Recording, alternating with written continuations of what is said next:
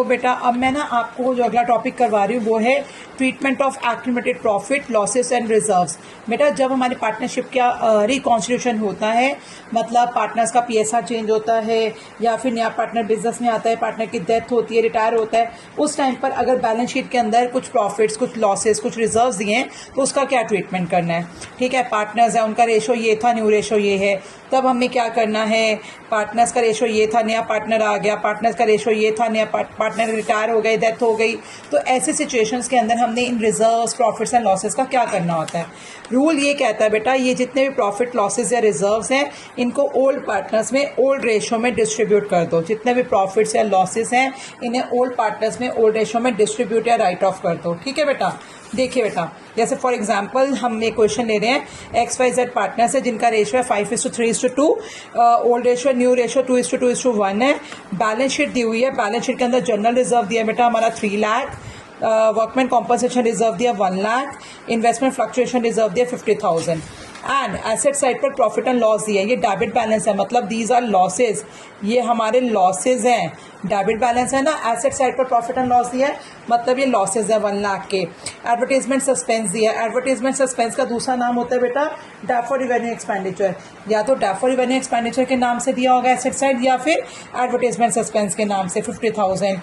उसके बाद यहाँ पे दिया हुआ है इन्वेस्टमेंट, इन्वेस्टमेंट हमारी 2 लाख रुपए की है जिसकी मार्केट वैल्यू 1,80,000 है। ये जो इन्वेस्टमेंट फ्लक्चुएशन रिजर्व है ना बेटा, ये एक स्पेशल तरीके का रिजर्व है। इन्वेस्टमेंट की वैल्यू कम होने से जो नुकसान होता है, इन्वेस्टमेंट की वैल्यू कम होने से जो नुकसान होता है उसको सहने के लिए IFR बनाया होता है। ठीक है बेटा, चलिए इसको हम करते हैं। और जो वर्कमैन कॉम्पनसेशन रिजर्व है ये वर्कर्स को क्लेम देने के लिए बनाया जाता है। क्लेम देने के बाद जो बच जाता है उसको पार्टनर्स में बांट देते हैं। देखिए एक्स्ट्रा इन्फॉर्मेशन में बोला हुआ है, claim on account of workman compensation is estimated to be 30,000। मेरा वर्कमैन कॉम्पनसेशन रिजर्व है 1 लाख और क्लेम कितना है 30,000। देखिए बेटा अब हम इसमें सॉल्यूशन कैसे करेंगे इस क्वेश्चन का। देखो हमें या तो इस क्वेश्चन में जनरल एंट्रीज पूछी जा सकती हैं या हमसे अकाउंट्स पूछे जा सकते हैं। तो देखो बेटा अकाउंट्स अगर पूछे गए हैं तो देखो क्या करना है, हमें जनरल रिजर्व दिया 3 लाख रुपीज़ का और ओल्ड रेशो है 5:3:2, तो हमने पार्टनर्स में बांट देना है बाय जनरल रिजर्व, क्योंकि ये हमारा क्रेडिट बैलेंस है, इसको खत्म करने के लिए डेबिट करेंगे और जनरल रिजर्व को क्रेडिट करेंगे, है ना, जनरल रिजर्व को डेबिट करेंगे और पार्टनर्स को क्रेडिट करेंगे। ठीक, पार्टनर को मिलेगा, जब पार्टनर को कुछ मिलेगा तो कैपिटल अकाउंट क्रेडिट होंगे। तो bye general reserve old ratio में बांट दिया, ओल्ड रेशो है 5:3:2। ठीक है बेटा, तो हमने ओल्ड रेशो में बांट दिया 3 लाख रुपीज़ को, तो हमारा एक्स को मिला 1,50,000, वाई को मिला 90,000, जेड को मिला 60,000। उसके बाद बेटा देखो वर्कमैन कॉम्पनसेशन रिजर्व दिया मुझे 1 लाख और इसके अगेंस्ट बेटा क्लेम कितना है 30,000। क्लेम कितना वर्कमैन कॉम्पनसेशन के अगेंस्ट 30,000, तो मेरा क्लेम 30,000 हो गया, बाकी का जो 70,000 हो गया वो पार्टनर्स में डिस्ट्रीब्यूट हो जाएगा। 70,000 को ओल्ड रेशो में बांटेंगे, ओल्ड रेशो है 5:3:2। तो देखो क्या लिखा मैंने, बाय वर्कमैन कॉम्पनसेशन रिजर्व 70,000 को ओल्ड रेशो में बांटा, ओल्ड रेशो है 5:3:2, एक्स को मिला 35,000, वाई को मिला 21,000, जेड को मिला 14,000। फिर देखो बेटा इन्वेस्टमेंट फ्लक्चुएशन रिजर्व मेरे पास 50,000 है और इन्वेस्टमेंट मेरी थी 2 लाख और मार्केट वैल्यू 1,80,000। कितनी वैल्यू कम हो रही है, 20,000 कम हो रही है। इन्वेस्टमेंट से कितना नुकसान हो रहा है, 20,000 का नुकसान हो रहा है। रिजर्व मेरे पास 50,000 का है, तो 20,000 का नुकसान यहाँ से माइनस कर दो, बाकी बचा 30,000, 30,000 हम पार्टनर्स में बांट देंगे। तो बाय IFR 30,000 को पार्टनर्स में बांटा, किस रेशो में, उनकी ओल्ड रेशो है 5:3:2। तो देखो क्या आ गया, बाय IFR 15,000, 90,000 एंड 15,000, 15,000, 9,000, 6,000, 30,000 को हमने इस रेशो में बांट दिया। क्लियर, जो IFR बचा था। नाउ एसेट साइड पर प्रॉफिट एंड लॉस का डेबिट बैलेंस दिया, लॉसेज है तो पार्टनर्स में डेबिट होंगे। तो देखिए पार्टनर्स कैपिटल अकाउंट में डेबिट साइड लिख दिया to profit and loss account, 50,000, 30,000, 20,000। 1 lakh के लॉसेस थे, ओल्ड रेशो में बांट दिए 50,000, 30,000, 20,000। उसके बाद मेरा एडवर्टाइजमेंट सस्पेंस दिया हुआ है 50,000 का, एसेट साइड पर ये भी पार्टनर्स में डिस्ट्रीब्यूट कर दिया, ओल्ड रेशो में राइट ऑफ कर दिया। बेसिकली लॉसेस के लिए हम राइट ऑफ वर्ड यूज करते हैं। To advertisement suspense account 25,000, 15,000 and 10,000 old ratio में राइट ऑफ कर दिया। चलिए बेटा ये सब कुछ हमने डिस्ट्रीब्यूट कर दिया। अब न्यू जब हमने इसको डिस्ट्रीब्यूट कर दिया तो न्यू बैलेंस शीट में जनरल रिजर्व नहीं आएगा, न्यू बैलेंस शीट में वर्कमैन कॉम्पनसेशन रिजर्व नहीं आएगा, वर्कमैन कॉम्पनसेशन क्लेम आएगा।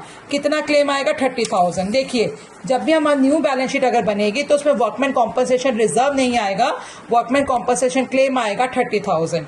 उसके बाद अगला था इन्वेस्टमेंट फ्लक्चुएशन रिजर्व, ये भी नहीं आएगा क्योंकि इसको पूरा एडजस्ट कर दिया, एडजस्ट करने के बाद जो बचा वो पार्टनर्स में डिस्ट्रीब्यूट कर दिया। नई बैलेंस शीट में प्रॉफिट एंड लॉस नहीं आएगा क्योंकि इसको राइट ऑफ कर दिया। नई बैलेंस शीट में एडवर्टाइजमेंट सस्पेंस नहीं आएगा क्योंकि इसको भी राइट ऑफ कर दिया। नई बैलेंस शीट में इन्वेस्टमेंट 1,80,000 की शो होगी। Now look at investment 1,80,000। ये तो था जब हम अकाउंट बना रहे हैं, लेकिन हमें क्वेश्चन समटाइम्स कहता है कि जर्नल एंट्री करो। अगर जर्नल एंट्री करनी है तब हमने क्या करना है? ये जनरल रिजर्व को डेबिट करना है, पार्टनर्स को क्रेडिट करना है। वर्कमैन कॉम्पनसेशन 30,000 क्लेम के लिए हटा दो, बाकी 70,000 को डेबिट करना है, पार्टनर्स को क्रेडिट करना है। इन्वेस्टमेंट फ्लक्चुएशन रिजर्व 20,000 एडजस्ट कर दो, बाकी 30,000 बचा। Investment fluctuation reserve debit to partners capital account. तो देखिए बेटा जनरल एंट्री अगर पूछी पेपर में, अकाउंट नहीं पूछा तो क्या एंट्री करेंगे? General reserve account debit 3 lakh, workman compensation reserve account debit 70,000। देखो हमारा वर्कमैन कॉम्पनसेशन रिजर्व 1 लाख था ना, तो उसमें से 30,000 हमारा कहाँ चला गया? क्लेम में। बाकी 70,000 पार्टनर से बांटना है, तो workman compensation reserve account debit 70,000। Investment fluctuation reserve 20,000 adjust हो गया था, 50,000 था, 30,000 पार्टनर से बांटना है। तो तीनों की कंबाइन एंट्री कर दी क्योंकि तीनों को पार्टनर्स में क्रेडिट करना है हमने। General reserve account debit, workman compensation reserve account debit, investment fluctuation reserve account debit 30,000। Total आ गया ये 4 लाख। 4 लाख को पार्टनर्स में बांट दो। ओल्ड रेशो है 5:3:2। तो हमने मैंने ABC लिख दिया, to X capital account, to Y capital account, to Z capital account. तो इसको हमने ओल्ड रेशो में बांट दिया। 4 लाख को 2 लाख, 1,20,80,000। तो हमने ओल्ड रेशो में बांटा 4 lakh into 5/10, 4 lakh into 3/10, 4 lakh into 2/10। ठीक है बेटा जी, ओल्ड रेशो में बांट दिया।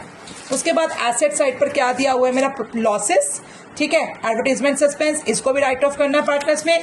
तो यहाँ पर ये देखो क्या करेंगे हम? प्रॉफिट एंड लॉस को खत्म करना है ना, ये डेबिट बैलेंस है तो प्रॉफिट एंड लॉस को क्रेडिट कर दो। एडवर्टाइजमेंट सस्पेंस को भी पार्टनर्स पे राइट ऑफ करना है, इसको भी क्रेडिट कर दो। 1,50,000 टोटल हो गया 1,50,000। पार्टनर्स में राइट ऑफ करना है, पार्टनर्स को डेबिट कर दो।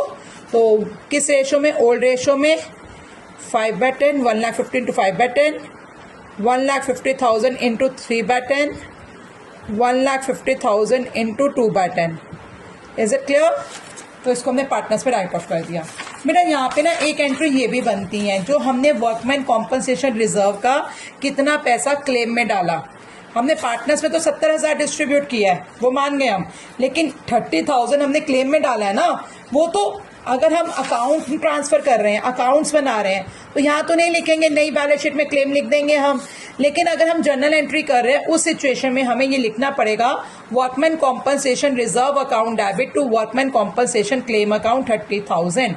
अगर हम जर्नल एंट्री कर रहे हैं तब हमें ये चीज़ लिखनी पड़ेगी, workman compensation reserve account debit to workman compensation claim account. वहीं जो हमारा IFR था, IFR टोटल 50,000 था और इन्वेस्टमेंट कितनी कम हो रही है? 20,000। तो IFR 20,000 यहाँ यूज़ हुआ था, बाकी 30,000 बांटा था। जो 20,000 IFR यूज़ हुआ था उसकी भी जर्नल एंट्री हमें करनी पड़ेगी। उसकी जर्नल एंट्री क्या आएगी? Investment fluctuation reserve account debit to investment account 20,000। I think बेटा आपको क्लियर है सारा।